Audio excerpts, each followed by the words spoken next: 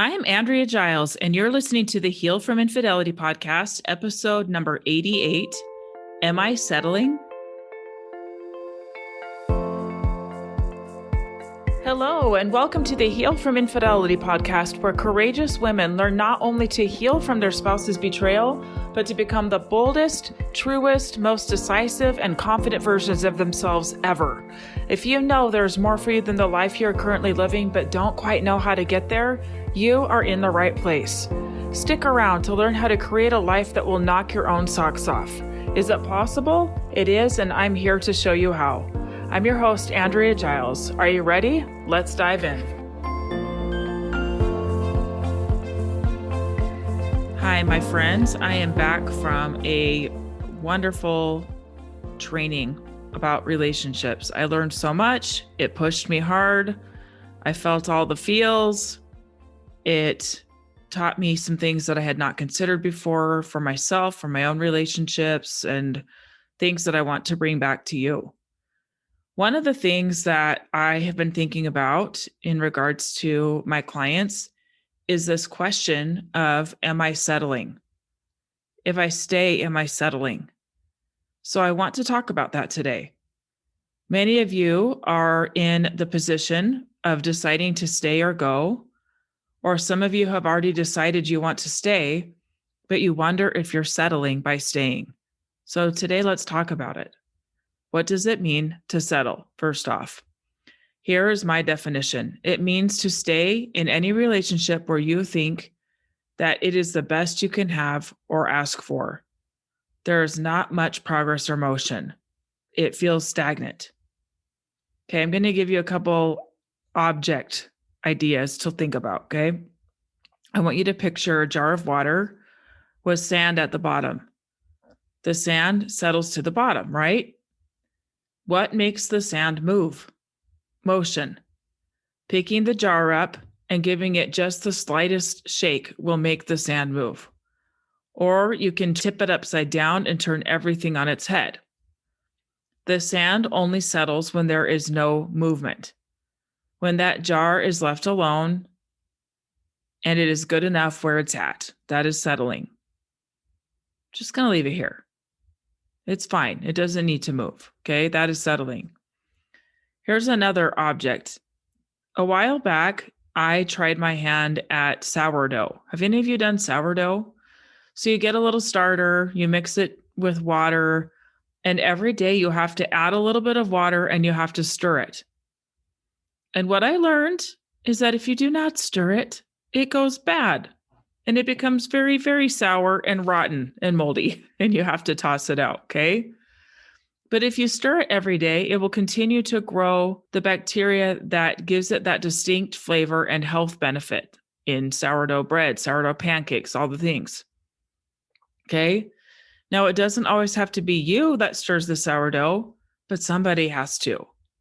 As long as somebody's still stirring it, it's not going to settle and become rotten. Okay, and you can still reap the benefits of it. Now, with infidelity or any marital problem, you are both going to take turns shaking that up, shaking that jar up, stirring that bowl, okay? Sometimes he will, sometimes you will. Sometimes you both will be doing it together simultaneously. As long as you are both taking steps to shake things up and move things forward, you are not settling. Okay, now, one note. One person's efforts greatly affect the other.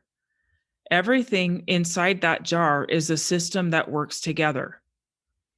If the system is shaken up, everything inside it gets moved. But sometimes people cling tightly to old systems and ways of doing things for their own reasons.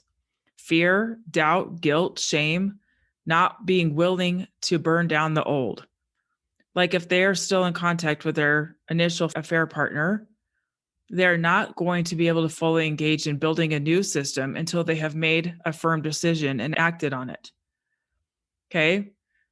So that kind of space does not mean that you're stagnant. It means that you're gathering information.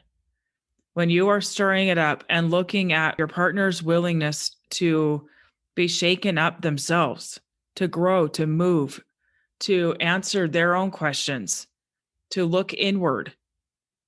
That's how you get information. You're information gathering. Okay. It doesn't mean that you are settling when you're in this phase. Let's look at what settling actually looks like. Settling is actually more of a collection of thoughts than outward symptoms. Here are some common ones. This is the best I can do. No one else will want me, so I might as well stay here. No one else will want to take on all these kids, so I might as well stay here because I don't want to do it alone. He will completely fall apart if I don't stay. I owe him staying because of what he has done for me in the past.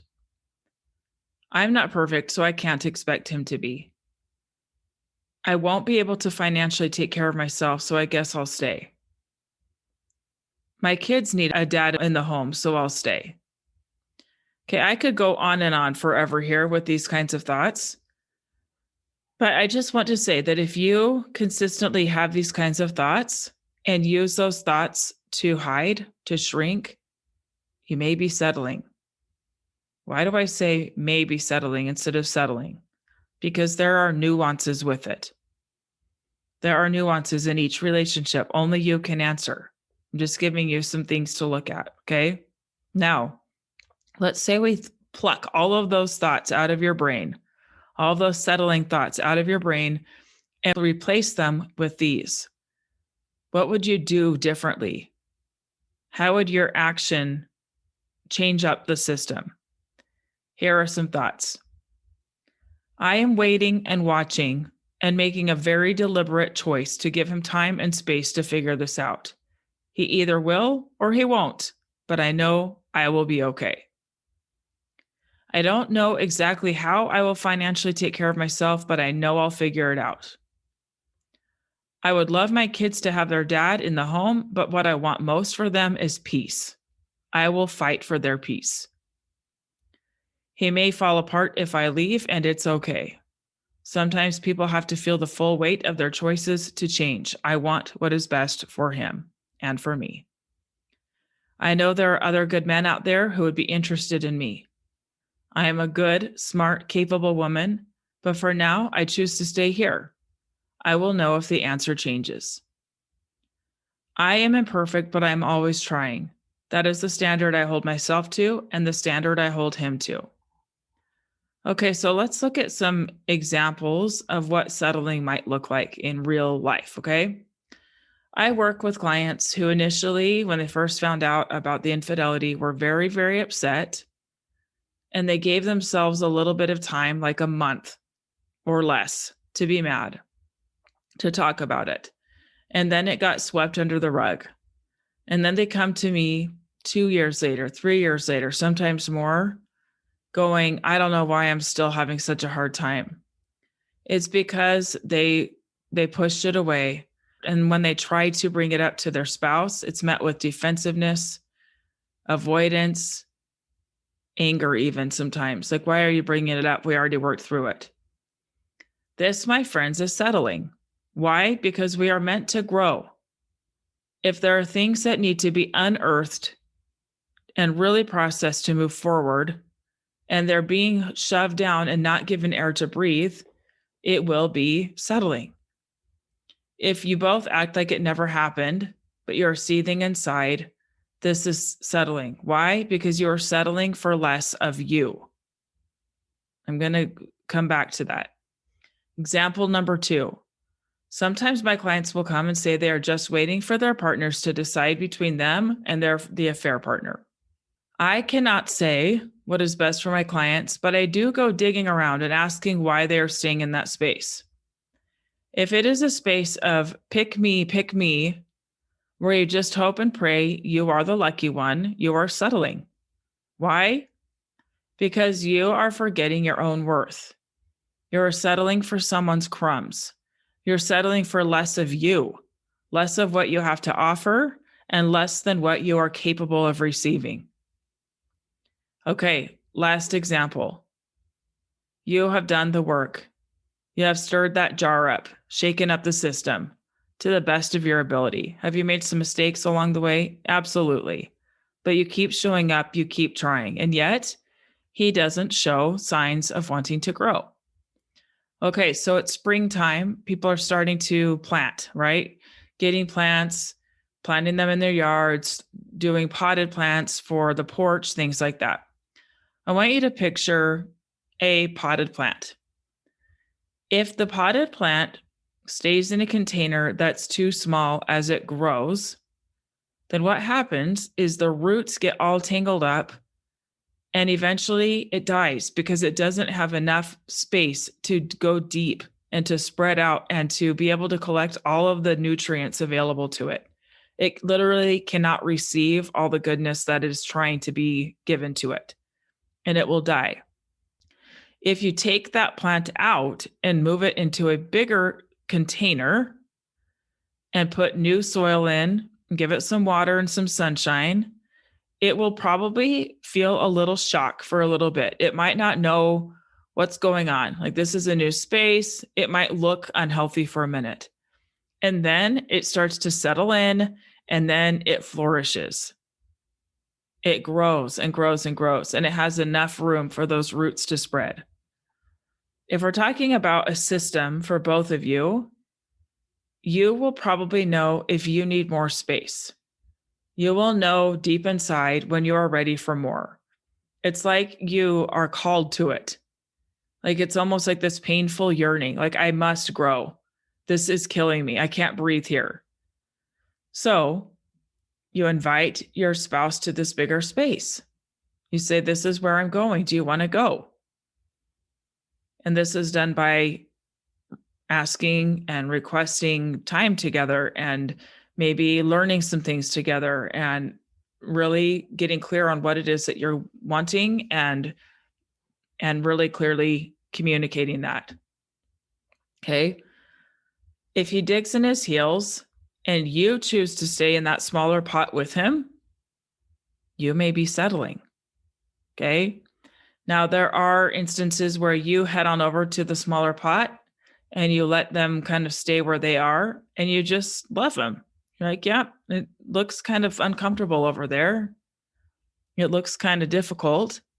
But as long as you are still growing, you're not settling.